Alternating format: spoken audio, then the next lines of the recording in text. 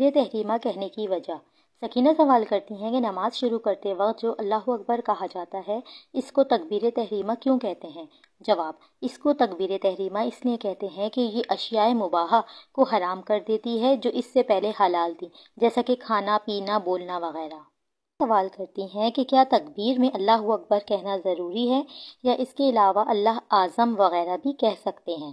جواب: اللہ اکبر کہنا واجب ہے، اللہ اعظم کے علاوہ سے افتتاح کرنا مکروہ ہے، یہی اصح ہے۔ شامی ہندیہ بحر: ہاں، دیگر الفاظ سے جو کہ تعظیم پر دلالت کرے ان سے افتتاح صحیح ہے لیکن مکروہ ہے۔ واجب کے چھوٹنے کی وجہ سے جو کہ اللہ اکبر کہنا ہے، اس کا چھوڑنا مکروہ تحریمی ہے۔ واجب کے ترک کی بنا پر کیونکہ حضور انور صلی اللہ علیہ وآلہ وسلم نے اس پر مواظبت فرمائی ہے۔ تحریمہ کب کہیں؟ نورین سوال کرتی ہیں کہ تکبیر تحریمہ کب کہنی ضروری ہے؟ جواب: تکبیر تحریمہ کے لیے ضروری ہے کہ نماز کی نیت کے ساتھ ہو۔ اس طرح تکبیر تحریمہ نماز شروع کرنے کی نیت سے ہو۔ اس کے علاوہ نور الایضاح میں مذکور ہے کہ تکبیر تحریمہ نیت سے پہلے نہ ہو، بس پتہ چلا کہ پہلے نیت کی جائے پھر تکبیر تحریمہ کہا جائے۔ بلند آواز سے کہنا۔ گلزرینہ سوال کرتی ہیں کیا تکبیر تحریمہ بلند آواز سے کہنی ضروری ہے؟ تکبیر تحریمہ یعنی کہ اللہ اکبر اتنی آواز سے کہے کہ خود سن لے، یہ اصح ہے، کیونکہ جو کچھ پڑھنا یا کہنا مقرر کیا گیا ہے اس سے یہ مراد ہے کہ اتنی آواز ضروری ہے کہ خود سن سکے۔ کو اللہ اکبر کہنا کیسا؟ نازش فرید نے ایک دن اللہ اکبر کو اللہ اکبر کہہ دیا تو کیا نماز ہو جائے گی؟ اگر لفظ اللہ کو اللہ کہا یعنی حمزہ پر مدہ بڑھایا اور اکبر کو اکبار یعنی حمزہ کو مدہ کے ساتھ یا بے کو الف کے ساتھ پڑھا تو نماز نہ ہوگی۔ اگر جانتی ہے کہ اس کے معنی فاسد ہیں اور قصدن کیا تو کفر ہے، یعنی جان بوجھ کے کرا تو کفر ہے۔ قیام فرض ہے۔ کن نمازوں کے لیے تکبیر تحریمہ کے لیے قیام کرنا فرض ہے، یعنی تکبیر تحریمہ کھڑے ہو کر کہنی چاہیے؟ تمام فرض نمازوں، وتر اور سنت فجر میں قیام فرض ہے، تو ان میں تکبیر تحریمہ بھی کھڑے ہو کر کہنا فرض ہے۔ اگر بیٹھ کر اللہ اکبر کہا اور کھڑی ہو گئی تو نماز شروع ہی نہیں ہوئی۔ تکبیر تحریمہ کے لیے ہاتھ اٹھانا۔ میری امی پہلو سے کاندھوں تک ہاتھوں کو لے جاتے ہوئے تکبیر تحریمہ کہتی ہیں، کیا یہ طریقہ درست ہے؟ جواب: یہ طریقہ غلط ہے۔ صحیح طریقہ یہ ہے کہ پہلو سے کاندھوں تک ہاتھ خاموشی سے اٹھائیں، پھر کاندھوں سے سینے کی جانب ہاتھ لے جاتے ہوئے اللہ اکبر کہیں۔ تم سوال کرتی ہیں اللہ اکبر کی راہ پر کون سی حرکت دی جائے؟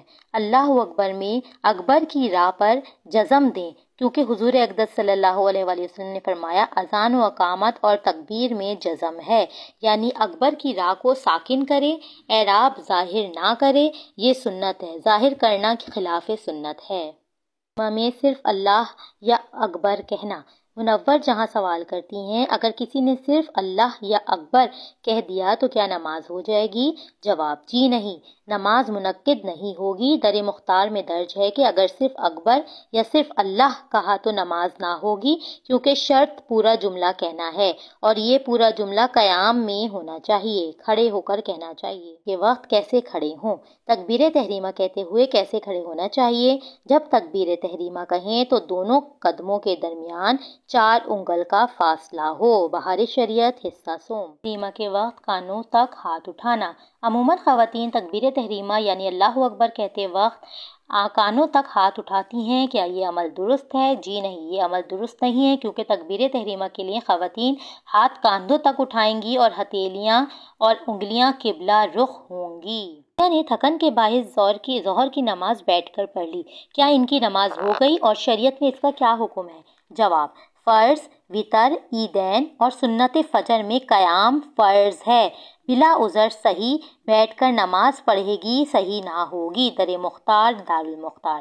بلکہ غنیت التائبین میں تو یہاں تک مذکور ہے کہ اگر عصا یا خادم یا دیوار پر ٹیک لگا کر کھڑی ہو سکتی ہے تو فرض ہے کہ کھڑی ہو کر پڑھے۔ اگر کچھ دیر بھی کھڑی ہو سکتی ہے، اگرچہ اتنا ہی کھڑی ہو کر اللہ اکبر کہہ لے تو فرض ہے کہ اتنا کہہ لے پھر بیٹھ جائے۔ آج کل بہت سے لوگ ذرا سی کمزوری یا بخار یا خفیف سی تکلیف یا بڑھاپے یا محض تھکن کی وجہ سے بیٹھ کر نماز پڑھتے ہیں۔ ان میں بہت سے ایسے ہیں کہ ہمت کریں تو پورے کھڑے ہو کر ادا फ़र्ज़ खड़े होकर नमाज़ पढ़ सकते हैं, क्योंकि यही लोग 10-15 मिनट या इससे ज़्यादा खड़े होकर इधर उधर की बातें कर लिया करते हैं।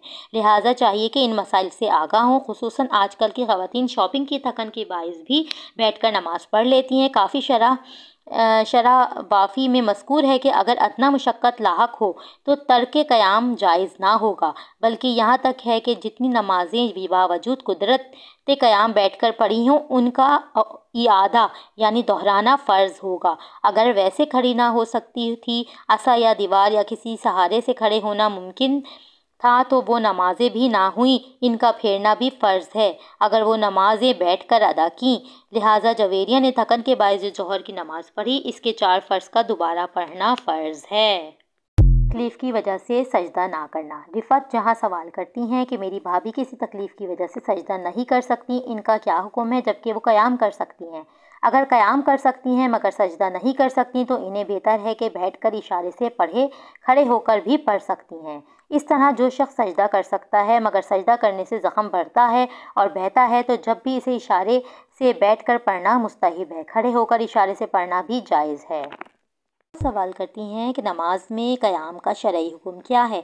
नमाज में क़याम फ़र्ज़ है। नमाज में क़याम का हुक्म हमें कुरान मजीद से मिलता है, पारा नंबर 2 सूरह बकरा में है, और खड़े हो अल्लाह के हुजूर अदब से। इस तरह क़याम का हुक्म कुतुब हदीस अहादीस बुखारी और मुस्लिम में इसी तरह मज़कूर है कि हज़रत अबू हुरैरा रज़ियल्लाहु अन्हु से मरवी है कि आका अलैहिस्सलातु वस्सलाम ने इससे पहले गुफ्तगू के बाद फरमाया, जब तुम नमाज के लिए तैयार हो अच्छी तरह वज़ू करके किबला रू खड़े हो। बुखारी और मुस्लिम।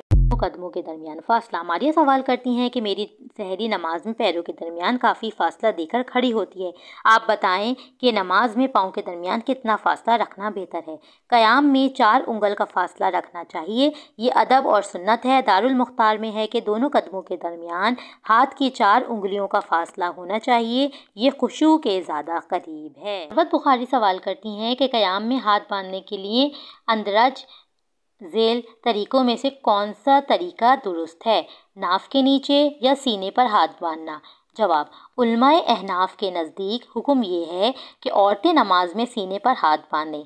फतावा रिज़विया में आशिक रसूल मुजद्दिद दीन व मिल्लत हज़रत आला हज़रत इमाम अहमद रज़ा रहमतुल्लाह अलैह इसकी तहकीक में हुलिया के हवाले से फरमाते हैं, हमने जो ये कहा कि औरत अपना दायां हाथ अपने बाएं हाथ पर सीने पर बांधे कि औरत के लिए इससे में ज़्यादा सतर है, लिहाजा ये इसके हक़ में ज़्यादा औला है, क्योंकि औरत के हक़ में जितने भी उमूर जायज़ हैं इनमें से इसी को इख्तियार करना बेहतर है जो सबसे ज़्यादा सतर का बाइस हो। खुसूसन हालत नमाज में सतर का ज़्यादा ख्याल रखना चाहिए। तिरमिज़ी में हज़रत अब्दुल्ला बिन मसूद से रिवायत में किया कि नबी करीम सल्लल्लाहु अलैहि वसल्लम ने इरशाद फरमाया, औरत तमाम की तमाम काबिल सतर व हिजाब है। इसमें कोई शक नहीं कि औरतों का सीना पर हाथ बांधना ज़ेर नाफ बांधने से ज़्यादा हिजाब व हया के करीब है, और ख़वातीन की ताज़ीम करना सतर व हिजाब की सूरत में है, क्योंकि ताज़ीम अदब के बग़ैर, अदब हया के बग़ैर और हया हिजाब के बग़ैर हासिल नहीं होता। फतावा रिज़विया। नमाज बैठकर पढ़ना। जिन नमाज़ों में क़याम फ़र्ज़ है अगर वो बैठकर पढ़ लें तो क्या नमाज हो गई? जिन नमाज़ों में क़याम फ़र्ज़ है अगर वो बैठकर पढ़ी गई तो ना होगी। ऐसी नमाज़ों को दोबारा लौटाना फ़र्ज़ है। दौराने क़याम निगाह कहाँ रखनी चाहिए? सुहरा सवाल करती हैं, दौराने क़याम यानी खड़े होते वक्त निगाहें कहाँ होनी चाहिए? दौराने क़याम निगाहें सजदेगाह पर रखें कि ऐसा करना मुस्तहिब है। किसे कहते हैं? नबीला सवाल करती हैं कि किरत किसे कहते हैं?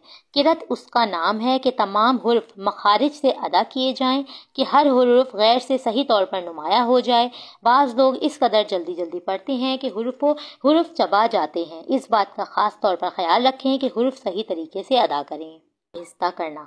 राशिदा आसिफ सवाल करती हैं कि मेरी दोस्त की आदत है कि नमाज में किरत बहुत आहिस्ता करती है, क्या इससे नमाज हो जाएगी? नेज़ क्या ये अमल दुरुस्त है? जवाब, आहिस्ता पढ़ने में ये ख्याल रखना ज़रूरी है कि खुद सुने। अगर हुरूफ की तस्हीह तो की यानी सही तरीके से हुरूफ की अदायगी की, मगर इस कदर आहिस्ता पढ़ा कि खुद ना सुना और इसके इर्द गिर्द कोई शोर गुल वगैरह भी नहीं और इसकी समात कमज़ोर भी नहीं है, तो ऐसी सूरत में नमाज ना हुई। ज़रूरी हिदायत। नमाज के अलावा भी जहाँ कुछ कहना पढ़ना मुकर्रर किया गया है, कम अज़ कम इतनी आवाज़ हो कि खुद सुन सकें। तो में किरत फ़र्ज़ है। महमूदा बीबी सवाल करती हैं कि नमाज की किन किन रकतों में किरत करना फ़र्ज़ है? फ़र्ज़ की 2 रकतें और वितर और सुन्नत मौक़िदा और नफिल की हर रकत में किरत करना फ़र्ज़ है। میں قرأت کی مقدار۔ اختر بانو سوال کرتی ہیں کہ فرض کی 2 رکعتوں اور وطر و سنت موقدہ غیر موقدہ اور نفل کی ہر رکعت میں قرأت کی کتنی مقدار ضروری ہے؟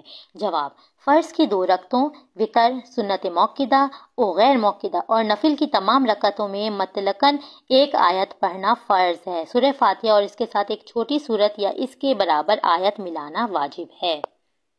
سوال کرتی ہیں کیا سورت سے پہلے سورہ فاتحہ کا پڑھنا ضروری ہے؟ جی ہاں، قرأت میں پہلے سورہ فاتحہ کا پڑھنا واجب ہے۔ الحمد شریف کی 7ویں آیت پڑھنا کہ ہر آیت مستقل واجب ہے۔ ایک آیت کا چھوڑنا بلکہ ایک لفظ کا چھوڑنا بھی ترک واجب ہے۔ نماز واجب الاعادہ ہوگی اس صورت میں کہ جان بوجھ کر چھوڑا اور اگر بھولے سے چھوٹ گیا تو سجدہ سہو کرے۔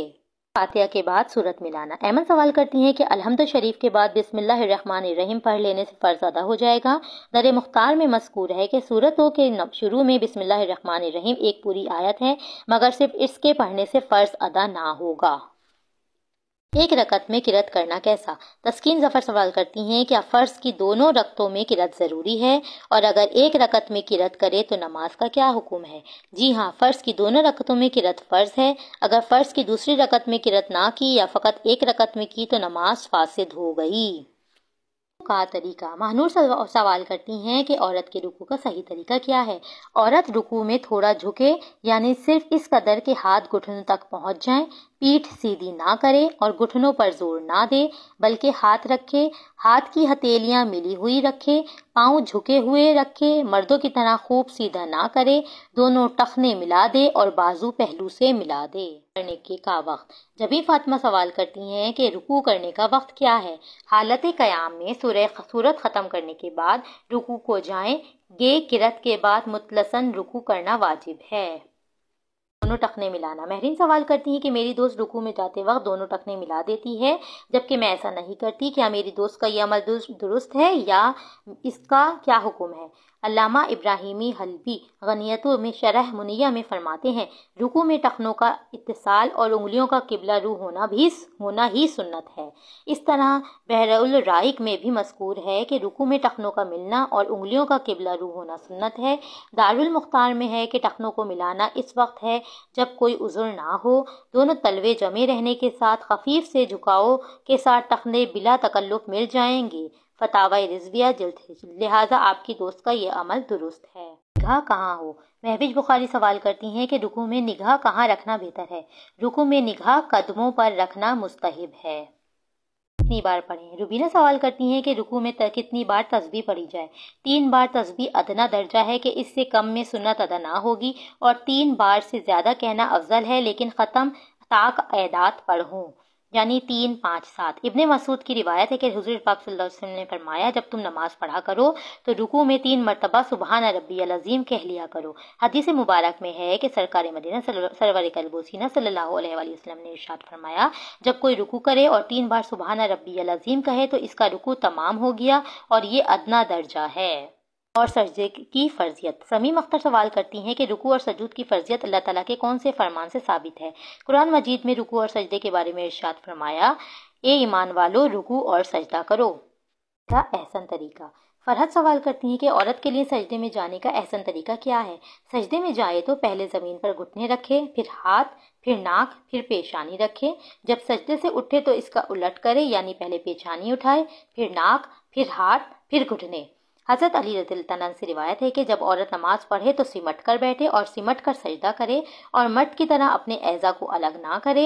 عورتوں کو چاہیے کہ خوب سمٹ کر سجدہ کرے، بازو کروٹوں سے ملا دے، پیٹ ران سے ملا دے، ران پنڈلیوں سے اور پنڈلیاں زمین سے، اور دونوں قدم سیدھی جانب نکال دے، پاؤں کی انگلیاں کھڑی نہ ہو رکھے، اسی طرح ہاتھ بھی زمین سے چمٹ جائیں اور بازوؤں کی کروٹوں سے ملا دے۔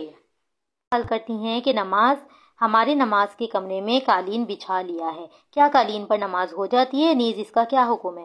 کسی نرم چیز مثلاً گھاس، روئی، قالین وغیرہ پر سجدہ کیا تو اگر پیشانی جم گئی، یعنی اتنی کہ اب دبانے سے نہ دبے تو جائز ہے، ورنہ نہیں۔ اگر پیشانی خوب نہ دبائی تو نماز نہ ہوگی۔ ابو ہریرہ رضی اللہ عنہ سے روایت ہے کہ پیشانی کا زمین سے لگنا سجدے کی حقیقت ہے۔ سجدہ کرنا۔ اقبال بانو سوال کرتی ہیں کہ میرے سر پر چوٹ کے باعث میں بے حد تکلیف میں ہوتی ہے، کیا ایسی حالت میں صرف ناک سے سجدہ کرنا صحیح ہے؟ اگر کسی عذر کے سبب پیشانی زمین پر نہیں لگ سکتی تو ناک سے سجدہ کرے، پھر بھی صرف ناک کی نوک لگانا کافی نہیں بلکہ ہڈی بھی لگانا ضروری ہے۔ انگشت شہادت سے اشارہ کرنا۔ فاطمہ سوال کرتی ہیں کہ اتحیات میں انگشت شہادت سے اشارہ کیا جاتا ہے، کیا یہ عمل کیسا ہے اور اس کا صحیح طریقہ کیا ہے؟ طریقہ: جب کلمہ لا کے قریب پہنچے تو سیدھے ہاتھ کی بیچ کی انگلی اور انگوٹھے کا حلقہ بنائے اور چھنگلیاں اور اس کے پاس والی انگلی کو ہتھیلی سے ملائے اور لفظ لا پر کلمے کی انگلی اٹھائے مگر اس کو جنبش نہ دے اور کلمہ الہ پر گرا دے اور سب انگلیاں فوراً سیدھی کر دے۔ بہار شریعت حصہ دوم۔ اشہد ان لا الہ۔ عابدہ سوال کرتی ہیں کہ قاعدہ اخیرہ میں بیٹھنے کا طریقہ کیا ہے؟ امام بہقی فرماتے ہیں کہ خاص کر عورتوں کے لیے دو زانو یعنی قاعدہ اخیرہ کی حالت میں زمین سے چمٹ کر بیٹھنا سنت ہے۔ ہمارے علماء نے عورتوں کے لیے تو رق کا قول لیا ہے کہ اس میں زیادہ سطر اور آسانی ہے، اور خواتین کا معاملہ سطر اور آسانی پر مبنی ہے، کیونکہ خواتین کے معاملے میں شرع مطہرہ کا مطالبہ کمال سطر و حجاب ہے، اس لیے کہ خواتین عورت مستورہ کی مالک ہوتی ہیں۔ ترمذی شریف میں حضرت عبداللہ بن مسعود سے روایت ہے کہ سرکار عبد اکرار صلی اللہ علیہ وآلہ وسلم نے فرمایا، عورت تمام کی تمام قابل سطر و حجاب ہے۔ قاعدہ خیرہ میں بیٹھنے کا طریقہ: قاعدہ خیرہ بیٹھنے کی حالت یہ ہوگی کہ دونوں باؤں سیدھی جانب نکال دیں اور بائیں یعنی الٹی سیرین پر بیٹھیں اور سیدھا ہاتھ سیدھی ران پر اور الٹا ہاتھ الٹی ران پر اس طرح رکھیں کہ انگلیوں کے کنارے گھٹنوں کے پاس ہوں اور انگلیوں کو اپنی حالت پر چھوڑ دیں، نہ کھلی ہوئی ہوں نہ ملی ہوئی، اور گھٹنوں کو نہیں پکڑنا ہے۔ فرض ہے۔ حمنہ سوال کرتی ہیں کہ نماز میں قاعدہ اخیرہ کیا ہے؟ نماز کی رکعتیں پوری کرنے کے بعد جو بیٹھ جاتا ہے اسے قاعدہ اخیرہ آخری بیٹھنا کہتے ہیں، اور قاعدہ اخیرہ نماز میں فرض ہے۔ آہستہ کرنا۔ راشدہ آصف سوال کرتی ہیں کہ میری دوست کی عادت ہے کہ نماز میں قرأت بہت آہستہ کرتی ہے، کیا اس سے نماز ہو جائے گی؟ نیز کیا یہ عمل درست ہے؟ جواب: آہستہ پڑھنے میں یہ خیال رکھنا ضروری ہے کہ خود سنیں، اگر حروف کی تصحیح تو کی یعنی صحیح طریقے سے حروف کی ادائیگی کی، مگر اس قدر آہستہ پڑھا کہ خود نہ سنا اور اس کے ارد گرد کوئی شور و غل وغیرہ بھی نہیں اور اس کی سماعت کمزور بھی نہیں ہے تو ایسی صورت میں نماز نہ ہوئی۔ ضروری ہدایت: نماز کے علاوہ بھی جہاں کچھ کہنا پڑھنا مقرر کیا گیا ہے کم از کم اتنی آواز ہو کہ خود سن سکیں۔ چوتھی رکعت کے بعد پانچویں میں کھڑے ہونا۔ شاذیب سوال کرتی ہیں کہ میری نانی نماز میں چوتھی رکعت کے بعد سلام پھیرنے کے بجائے پانچویں کے لیے کھڑی ہو گئیں، بعد ازاں انہیں یاد آ گیا نماز تو مکمل کر لی، اب اس نماز کا کیا حکم ہے؟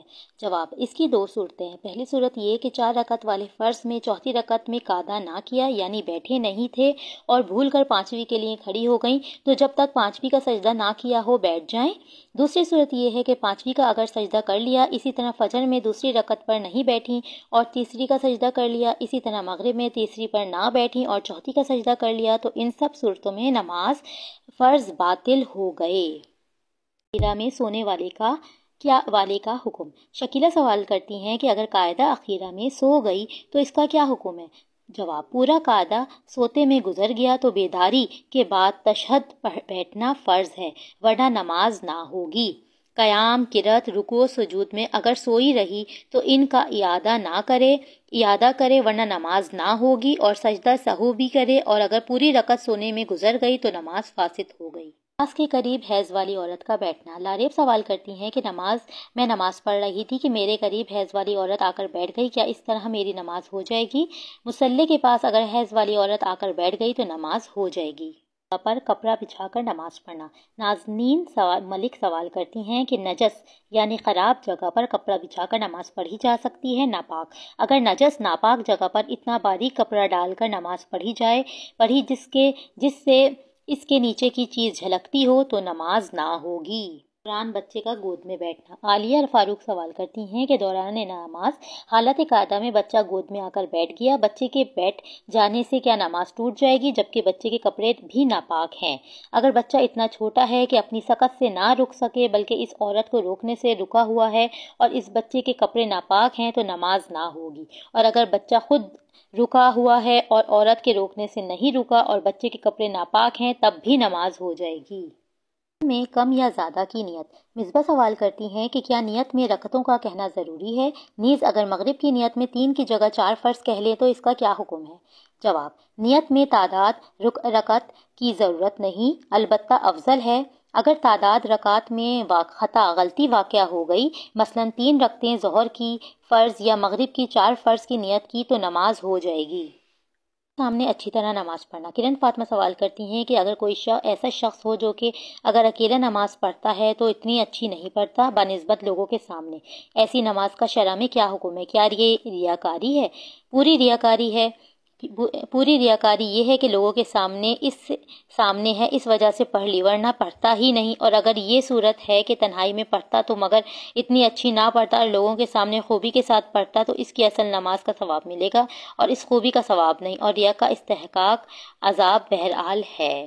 نیت کس طرح کی جائے؟ عروبہ سوال کرتی ہیں کہ نماز کی نیت کس طرح کی جائے؟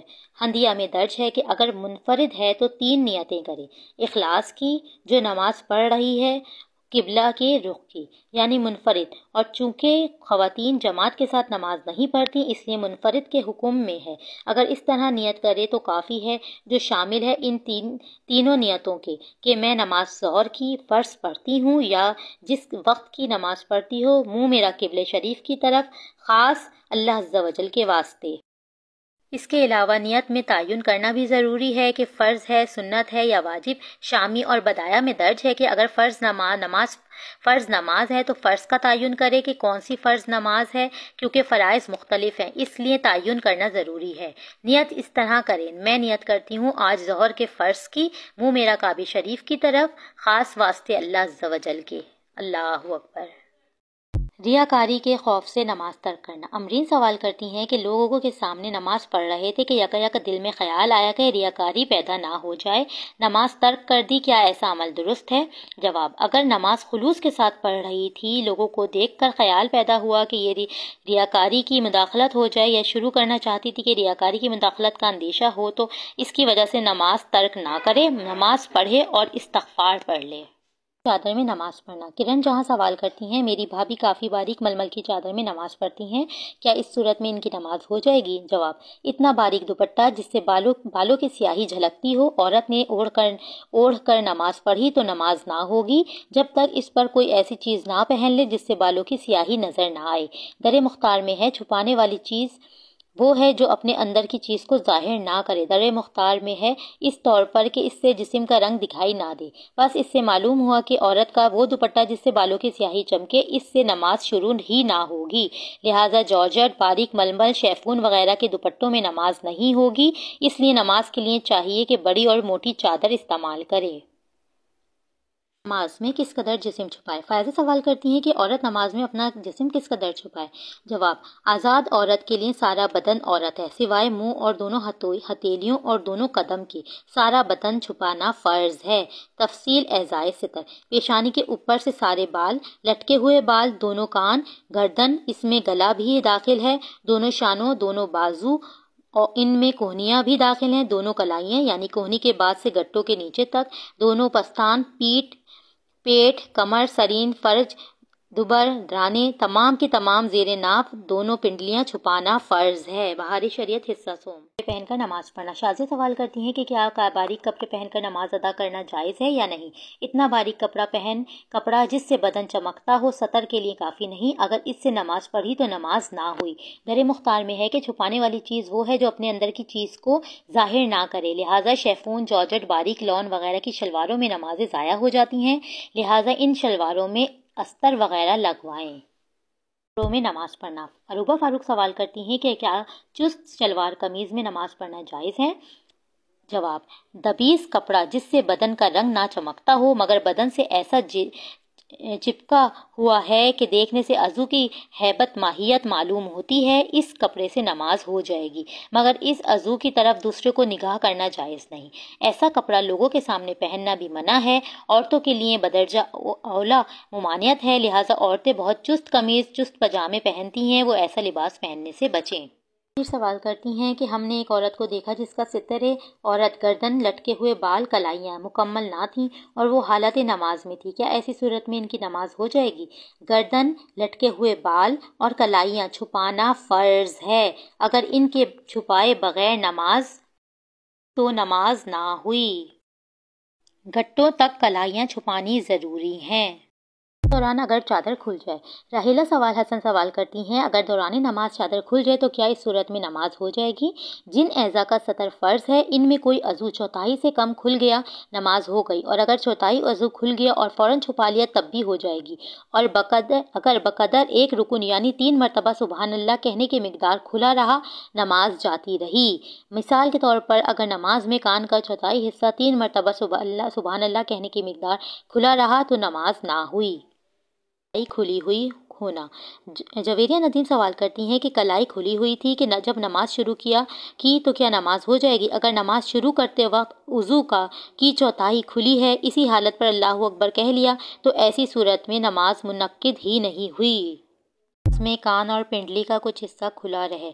سریہ نذیر سوال کرتی ہیں کہ کان اور پنڈلی کا کچھ حصہ کھلا رہے اور اس حالت میں نماز ادا کر لی تو کیا اس صورت میں نماز ہو جائے گی؟ اگر چند اعضاء میں کچھ کھلا رہا کہ ہر ایک عضو چوتھائی سے کم ہے، مگر مجموعہ ان کا جو کھلا ہے اس کے چوتھے عضو کی چوتھائی کے برابر ہے تو نماز نہ ہوئی۔ اگر اس عورت کے کان اور پنڈلی کانوں کا 9واں حصہ کھلا رہا تو ان دونوں کا مجموعہ کان کی چوتھائی کی مقدار ہے، پس نماز جاتی رہی۔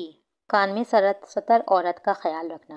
عائشہ سوال کرتی ہیں کہ کیا اندھیرے کمرے میں بھی ستر عورت کا خیال رکھنا چاہیے؟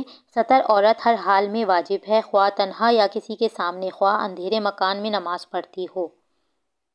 ناپاک سمجھ کر پھر نماز پڑھنا۔ عورت سمجھتی کپڑا ناپاک ہے، پھر بھی نماز پڑھ لی، پھر پتہ چلا کہ کپڑا پاک ہے، کیا اس کی نماز ہو جائے گی؟ اگر نماز شروع کرنے سے پہلے گمان تھا کہ کپڑا ناپاک ہے اور ختم پر پتہ چلا کہ پاک ہے تب بھی اس کی نماز نہ ہوگی۔ کعبے سے پھرنا۔ مہاجبین سوال کرتی ہیں کہ اگر قبلے سے رخ پھر جائے تو کیا نماز فاسد ہو جائے گی؟ کعبے کی سمت میں اگر منہ کا کوئی حصہ یا جز واقع ہے تو نماز ہو جائے گی، اگرچہ کعبے سے انحراف بھی ہو تو نماز ہو جائے گی، جیسے 90 درجے پر کعبہ ہے اور 45 درجے اور 45 بائیں کی طرف رخ پھر جائے تب بھی نماز ہو جائے گی کہ منہ کا کچھ حصہ کعبے کی طرف ہے، اور اگر 45 درجے سے زیادہ رخ مڑ گیا تو نماز فاسد ہو گئی کہ وہ کعبے کی سمت سے نکل گیا۔ رخ پر نماز پڑھنا۔ شمسہ سوال کرتی ہیں کہ اگر ہم نے پارک میں نماز پڑھی، ختم نماز پر پتہ چلا کہ ہم نے غلط رخ پر نماز پڑھ لی، کیا ہماری نماز ہو گئی؟ اور اگر نہ ہوئی تو کیا اعادہ دہرانا ضروری ہے؟ اگر کسی ایسی جگہ نماز پڑھی جہاں بتانے والا موجود ہے، پھر بھی بغیر کسی سے پوچھے نماز پڑھ لی تو نماز اگر صحیح رخ پر پڑھی ہوگی تو ہو گئی، اور اگر غلط رخ پر پڑھی تو نہ ہوئی اور دہرانا ضروری ہے۔ اوقات میں نفل نماز پڑھنا۔ نورالعین سوال کرتی ہیں کہ اوقات مکروہ میں نفل نمازیں کا کیا حکم ہے؟ اگر شروع کر دی تو کیا کریں؟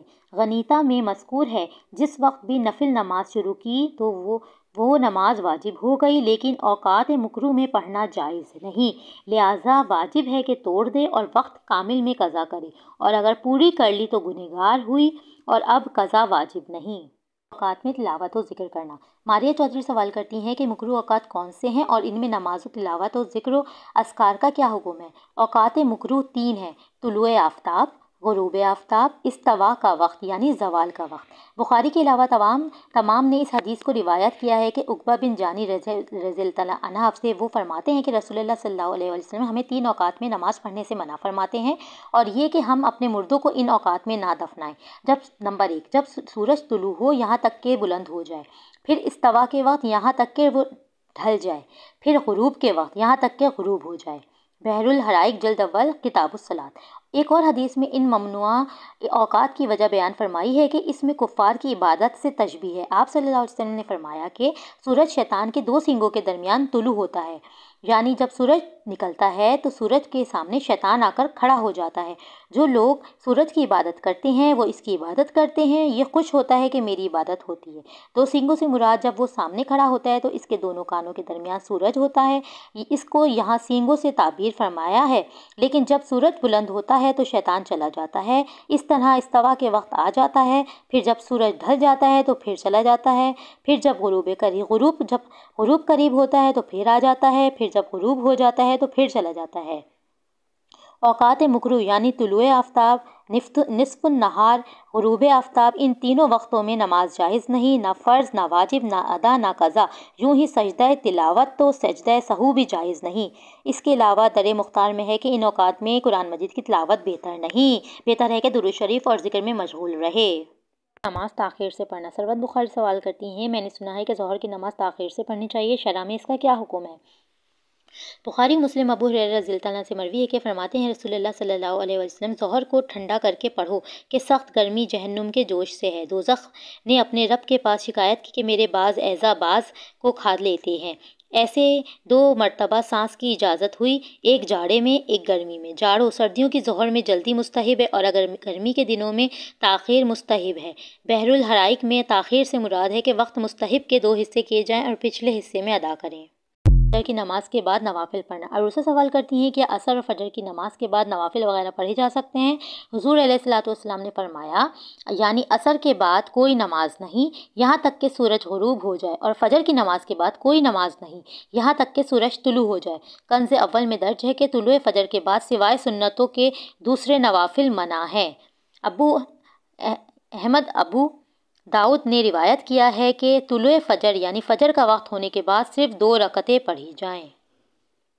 وقت ختم ہوتے وقت نیت کرنا۔ کمل سوال کرتی ہیں کہ عصر کا وقت اگر ختم ہو رہا ہو کہ فقط اللہ اکبر ہی کہہ سکیں تو کیا نیت کر لی جائے یا نماز قضا سمجھی جائے؟ نسائی میں ابو ہریرہ سے مروی ہے کہ رسول اللہ صلی اللہ علیہ وسلم فرماتے ہیں کہ جس نے فجر کی 1 رکعت قبل طلوع آفتاب پا لی تو اس نے نماز پا لی، اس پر فرض ہو گئی، اور جسے 1 رکعت عصر کی قبل غروب آفتاب مل گئی تو اس نے نماز پا لی، یعنی اس کی نماز ہو گئی۔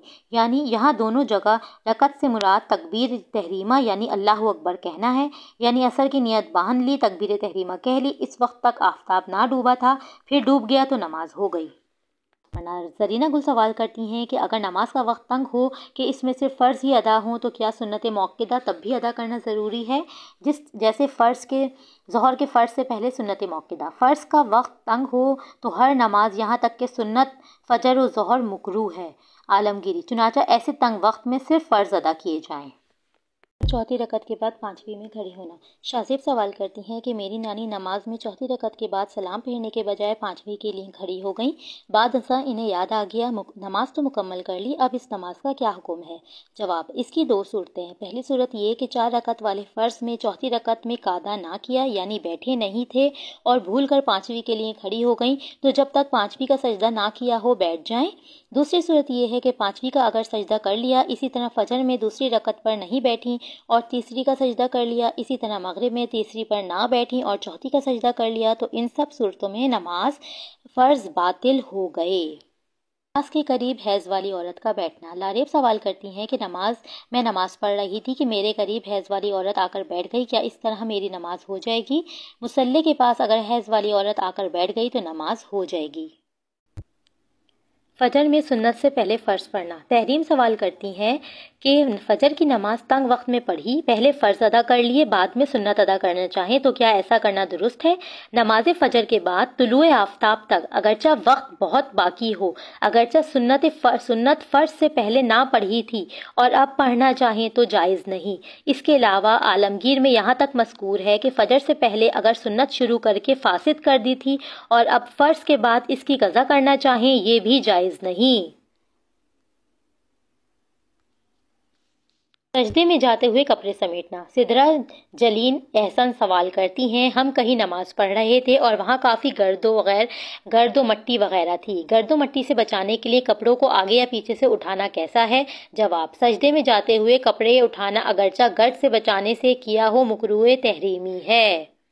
میں جماعیہ لینا۔ صبا حسن سوال کرتی ہیں، میرے ساتھ یہ مسئلہ ہے کہ اکثر عشاء یا فجر کی نماز میں جماعیاں آتی ہیں، نماز میں جماعی لینے کا طریقہ کار بتا دیں تاکہ اس سے نماز پر کوئی فرق نہ پڑے۔ جواب: نماز میں جان بوجھ کر جماعی لینا مکروہ تحریمی ہے، خود آئے تو حرج نہیں مگر روکنا مستحب ہے۔ اگر روکے سے نہ رکے تو ہونٹ کو دانتوں سے دبائے، اس پر بھی نہ رکے تو اگر قیام میں ہے تو داہنے سیدھے ہاتھ سے منہ بند کر دے اور دوسرے موقع پر بائیں یا الٹے ہاتھ سے روکے۔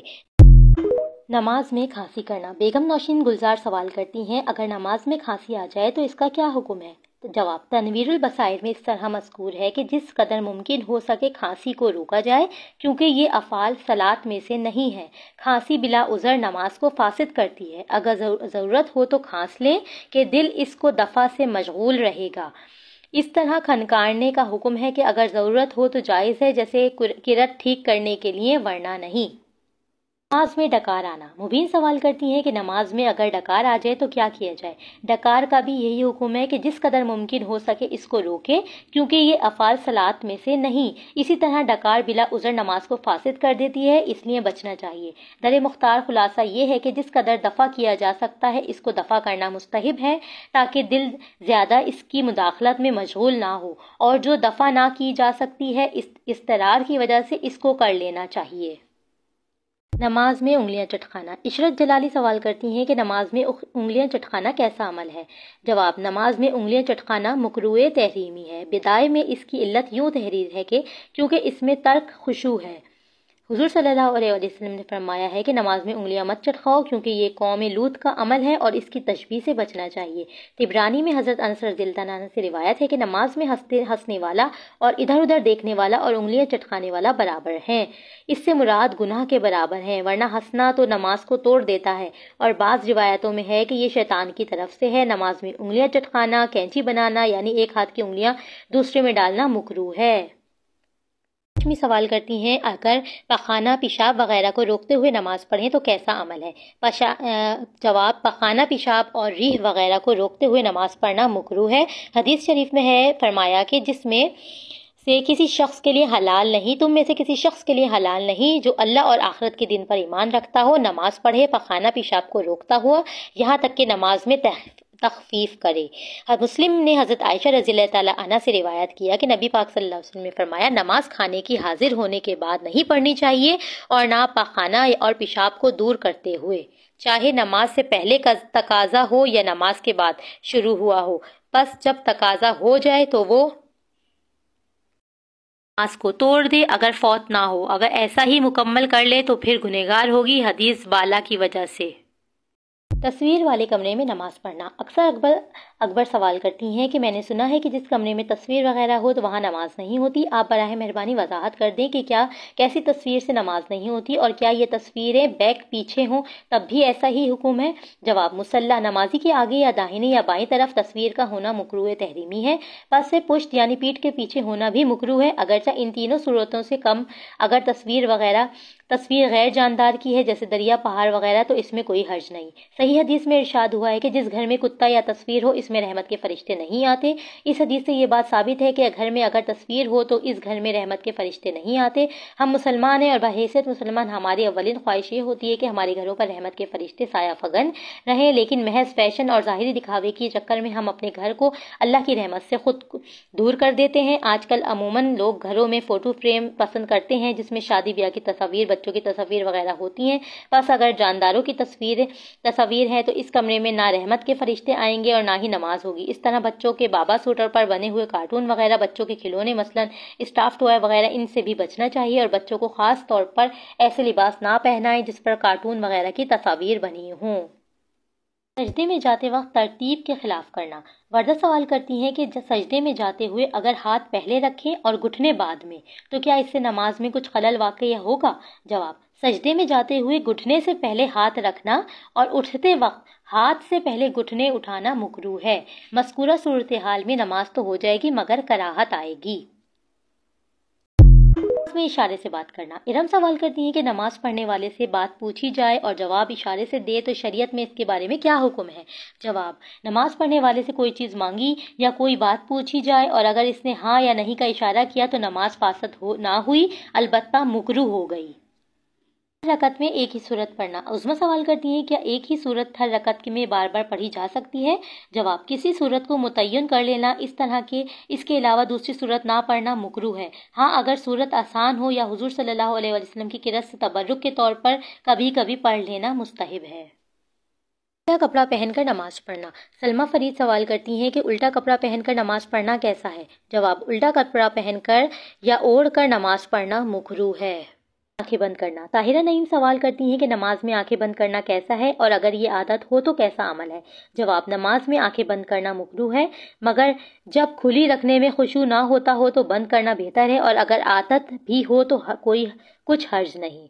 में नमाज पढ़ना। नौरीन मुस्तफ़ा सवाल करती हैं कि क्या मैले और घर के कपड़ों में नमाज हो जाती है? जवाब, घर के रोज़मर्रा के ऐसे कपड़ों से नमाज पढ़ना कि इनको पहनकर अकाबरीन की मजलिस में ना जाता हो तो ये कराहत तंज़ीही है। हज़रत उमर रज़ी अल्लाह तआला ने एक आदमी को ऐसे कपड़ों में नमाज पढ़ते हुए देखा तो उससे कहा कि अगर मैं तुम्हें चंद लोगों की मजलिस में भेजूं तो तुम इन कपड़ों में चले जाओगे? इसने कहा नहीं। तो आप रज़ी अल्लाह तआला अन्हा ने फरमाया कि अल्लाह ताला इस बात का ज़्यादा हकदार है कि इसके लिए ज़ीनत इख्तियार की जाए।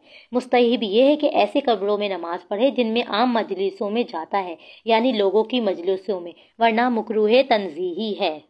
जाने का तरीका। आयशा बतूल सवाल करती हैं कि सजदे में किस तरह जाएं, नीज सजदे से क़याम के लिए दोबारा किस तरह उठें और क्या इसके लिए सहारा लेना जायज़ है? जवाब, हज़रत वाइल बिन हजर रज़ी अल्लाह तआला ने फरमाया कि मैंने नबी करीम सल्लल्लाहु अलैहि वसल्लम को देखा, जब सजदा करते तो अपने घुटनों को हाथों से पहले रखते और जब उठते तो हाथों को घुटनों से पहले उठाते। सुन्नत से ये बात साबित है कि सजदे में जाते वक्त हाथों से पहले घुटने रखें जाएं और उठते वक्त घुटनों से पहले हाथ उठा लिए जाएं। ज़मीन पर हाथ रखकर ना खड़े हों, बल्कि घुटनों पर हाथ रखकर टांगों के ज़ोर से खड़ी हों और बिला उज़र सहारा लेना भी दुरुस्त नहीं। सवाल करती हैं कि क्या नमाज में इधर उधर देखना जायज़ है? जवाब, हज़रत आयशा रज़ी अल्लाह तआला ने फरमाया कि मैंने रसूलुल्लाह सल्लल्लाहु अलैहि वसल्लम से आदमी के नमाज में इधर उधर देखने के बारे में पूछा तो आप सल्लल्लाहु अलैहि वसल्लम ने फरमाया कि ये शैतान का आदमी से उचक लेना है जो वो आदमी से उचक लेता है। हज़रत अबू ज़र ग़फ़ारी रज़ी अल्लाह अन्हु से रिवायत है कि सरकार मदीना सल्लल्लाहु अलैहि वसल्लम ने फरमाया कि जो बंदा नमाज में है अल्लाह अज़्ज़ व जल की रहमत खासा इसकी तरफ मुतवज्जा रहती है जब तक इधर उधर ना देखे। जब इसने अपना मुँह फेरा इसकी रहमत बिखर गई। नफिल नमाज बैठकर पढ़ना। हुमा जलील सवाल करती हैं कि बैठकर नफिल नमाज पढ़ना कैसा है? जवाब, नफिल नमाज बैठकर हो जाती है लेकिन इससे सवाब कम हो जाता है।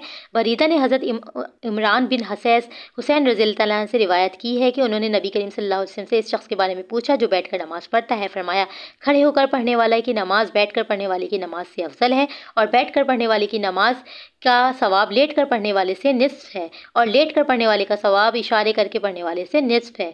ये तमाम बातें नफिल नमाज के लिए हैं कि फ़र्ज़ बिला उज़र बैठकर नहीं पढ़ी जाती। वितर और सुन्नत फजर भी बैठकर पढ़ना जायज़ नहीं। दूसरी रकत को चौथी समझकर सलाम फेरना। कवल हाशमी सवाल करती हैं कि दूसरी रकत के कायदे में चौथी समझकर सलाम फेर दिया, अब इस नमाज का क्या किया जाए?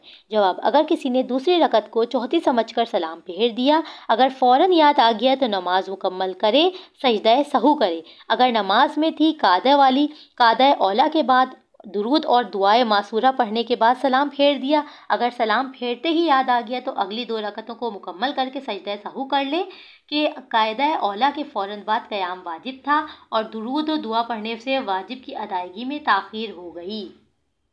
मर्ज़ की शिद्दत से आह या उफ़ निकलना। जाहिदा मज़हर सवाल करती हैं, अगर मरीज़ की मर्ज़ की शिद्दत से आह या उफ़ वग़ैरह निकल जाए तो क्या नमाज फ़ासिद हो गई? मरीज़ की ज़बान से बेइख्तियार आह निकली या ओह निकली, नमाज फ़ासिद ना हुई। यूं ही छींक खांसी जमाई डकार में जितने हरूब मजबूरन निकलते हैं माफ़ हैं। में दांतों में फंसी चीज़ निकल जाना। मारिया ज़फ़र सवाल करती हैं कि दौरान नमाज दांतों के दरमियान फंसी हुई चीज़ खा ली, इससे नमाज पर क्या खलल वाक़या होगा? जवाब, दांतों के अंदर खाने की कोई चीज़ रह गई थी, इसको निगल गई, अगर चने से कम है तो नमाज फ़ासिद ना हुई, मकरूह हुई है, और चने के बराबर है तो फ़ासिद हो गई। नमाज में खाना मुफ़स्सिद नमाज है। दियावर वाहिद सवाल करती हैं कि नमाज में खाना किस हद तक हो कि नमाज फ़ासिद हो जाए? नमाज के अंदर खाना पीना मतलकन नमाज को फ़ासिद कर देता है, कसदन हो या भूल कर, थोड़ा हो या ज़्यादा, यहाँ तक कि अगर तिल बग़ैर चबाए निगल लिया, कोई कतरा इसके मुंह में गया, इससे निगल लिया, नमाज फ़ासिद हो गई। दौरान नमाज बीवी का बोसा लेना। माजिदा अली सवाल करती हैं, मर्द अपनी बीवी का दौरान नमाज बोसा ले ले तो क्या नमाज फासिद हो जाएगी? औरत नमाज में थी, मर्द ने बोसा लिया या शहूद के साथ इसके बदन को हाथ लगाया तो नमाज जाती रही, और मर्द नमाज में था और औरत ने ऐसा किया तो नमाज फासिद ना हुई जब तक के मर्द को शहूद ना हो। नमाज में बच्चे का दूध पीना। फरजाना बेगम सवाल करती हैं, नमाज बाज़ औक़ात ख़वातीन गोद में बच्चा लेकर नमाज पढ़ती हैं जिससे बाज़ औक़ात बच्चे दूध भी पी रहे होते हैं, क्या ये अमल दुरुस्त है? जवाब, औरत नमाज में थी, बच्चे ने इसकी छाती चूसी, अगर दूध आ गया तो नमाज जाती रही। फिरदौस कोमल सवाल करती हैं कि क्या खुजली करने से नमाज फासिद हो जाती है? जवाब, एक रुकुन में 3 बार खुजाने से नमाज जाती रहती है, यानी यूं के खुजा के हाथ उठा लिया, फिर खुजाया, फिर हटा लिया और फिर खुजाया और फिर हटा लिया। मिसाल के तौर पर क़याम में थी कि हाथ पर खुजली हुई, खुजाकर हाथ हटा लिया। क़याम ही था कि बाजू पर हुई, खुजाकर हाथ उठा लिया। क़याम ही था, दोबारा खुजली हुई, फिर खुजाया और फिर हाथ उठा लिया। ये एक ही रुकुन है। ये एक ही रुकुन में इसने 3 मरतबा खुजाया, इससे नमाज जाती रही। अगर एक बार हाथ को उठाकर चंद बार हरकत दी तो एक ही मरतबा लिया जाएगा। नमाज़ी के आगे से गुजरने का गुनाह। उरूबा गोहर सवाल करती हैं कि अक्सर देखा गया है कि लोग नमाज पढ़ रहे होते हैं और दूसरे लोग आगे से गुजर जाते हैं। अब नमाज पढ़ने वाले की क्या नमाज को लौटाएगा? जवाब, नमाजी के आगे से किसी का गुजरना नमाज को फासिद नहीं करता, लेकिन मुसल्ला नमाजी के आगे से गुजरना सख्त मना है। हदीस पाक में मनकूल है कि इसमें जो कुछ गुनाह है अगर गुजर जाने वाला जानता तो 40 साल तक खड़े रहने को गुजरने से बेहतर जानता। रावी कहते हैं कि मैं नहीं जानता कि 40 दिन कहे या 40 महीने या 40 बरस। इमाम मालिक से रिवायत है किया कि काब अहबार फरमाते हैं, नमाजी के सामने गुजरने वाला जानता कि इस पर क्या गुनाह है तो ज़मीन भी धंस जाने को गुजरने से ज़्यादा बेहतर जानता। लेकिन नमाजी की नमाज हो जाएगी, इसको नमाज लौटाने की हाजत नहीं है। तहरीमा में औरत का हाथ उठाना। आसमा सवाल करती हैं कि तकबीर तहरीमा के लिए औरत कहाँ तक हाथ उठाए? औरत के लिए सुन्नत ये है कि मूंढों यानी कंधों तक हाथ उठाए। ताउज़ और तस्मिया हर रकत में पढ़ना। सायरा कुरैशी सवाल करती हैं कि क्या ताउज़ औज़ु बिल्लाह और तस्मिया बिस्मिल्लाह हर रकत के शुरू में पढ़नी ज़रूरी है? जवाब, ताउज़ सिर्फ पहली रकत और तस्मिया हर रकत के शुरू में मसनून है। फातिहा के बाद अगर अव्वल सूरत शुरू की तो सूरत पढ़ते वक्त बिस्मिल्लाह पढ़ना मसनून और मुस्तहसिन है। मसला, अगर सना ताउज़ और तस्मिया पढ़ना भूल गया और किरत शुरू कर दी तो आदा ना करे क्योंकि इसका महल ही ना रहा। की तकबीर कहने का तरीका। ज़ुबिया सलीम सवाल करती हैं कि रुकू में जाते हुए तकबीर किस तरह कहें, तरीका के बता दें। अल्लाह अकबर कहती हुई रुकू को जाए, यानी रुकू के लिए झुकना शुरू करे तो अल्लाह अकबर शुरू करे और ख़त्म झुकने पर तकबीर ख़त्म करे। तो औरत के रुकू में फ़र्क। आलिया सवाल करती हैं कि औरत और मर्द के रुकू में क्या फ़र्क है? जवाब, औरत रुकू में थोड़ा झुके, यानी सिर्फ इस कदर के हाथ घुटनों तक पहुंच जाएं। पीठ सीधी ना करे और घुटनों पर जोर ना दे, बल्कि महज हाथ रख दे और हाथ की उंगलियां मिली हुई रखे और पाँव झुके हुए रखे। मर्दों की तरह खूब सीधे ना करे, जबकि मर्द पीठ सीधी करे और घुटनों पर जोर दे और पाँव ना झुकाए। पहनी हुई चादर पर सजदा करना। साइमा हुसैन सवाल करती हैं कि चादर वगैरह पर जो कि पहनी हुई हो अक्सर सजदा हो जाता है, ये अमल कैसा है?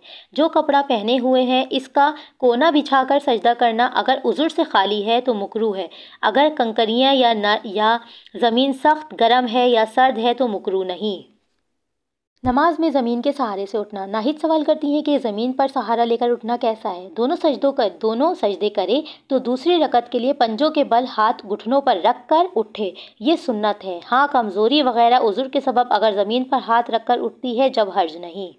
पढ़ने का तरीका। मारिया अली सवाल करती हैं कि वितर पढ़ने का सही तरीका बताएं। नमाज वितर 3 रकत हैं और इसमें कायदा औला जा वाजिब है और कायदा औला में अत्तहियात पढ़कर खड़ी हो जाए, दुरूद शरीफ ना पढ़े ना सलाम फेरे जैसे मगरिब में करते हैं, इसी तरह करे। तीसरी रकत किरत से फारिग होकर रुकू से पहले कांधों तक हाथ उठाकर अल्लाह अकबर कहे जैसे तकबीर तहरीमा में करते हैं, फिर हाथ बांध ले और दुआए कुनूत पढ़े। दुआए कुनूत के बाद दुरूद शरीफ पढ़ना बेहतर है, फिर आखिरी रकत मुकम्मल करे। وطر میں قاعدہ اولا بھول جانا۔ نیہا درانی سوال کرتی ہیں، وطر کی نماز میں قاعدہ اولا بھول گئی تو کیا وطر کی نماز لوٹانی ضروری ہے؟ جواب، وطر کی نماز میں قاعدہ اولا جو واجب ہے، اگر بھول کر کھڑی ہو گئی تو لوٹنے کی اجازت نہیں بلکہ سجدہ سہو کرے۔ یاد نہ ہو تو کیا پڑھے؟ جنت بیوی سوال کرتی ہیں کہ اگر کسی کو دعائے قنوت یاد نہ ہو تو دعائے قنوت کی جگہ کیا پڑھا جائے؟ اگر کسی کو دعائے قنوت یاد نہ ہو تو ربنا آتنا فی الدنیا حسنۃ وفی الآخرۃ حسنۃ وقنا عذاب النار پڑھیں یا 3 مرتبہ اللہم اغفر لی پڑھیں۔ قضا، نور العین سوال کرتی ہیں، جس طرح عشاء کے فرض کی قضا ہے، کیا وطر کی بھی قضا ہے؟ جواب، وطر کی قضا واجب ہے۔ قصداً قضا کی یا بھول سے قضا کی تو قضا پڑھنا ہے اور دعائے قنوت بھی پڑھی جائے گی، البتہ قضا میں تکبیر قنوت کے لیے ہاتھ نہ اٹھائے جبکہ لوگوں کے سامنے پڑھیں کہ لوگ اس کی تکفیر پر مطلع ہوں گے۔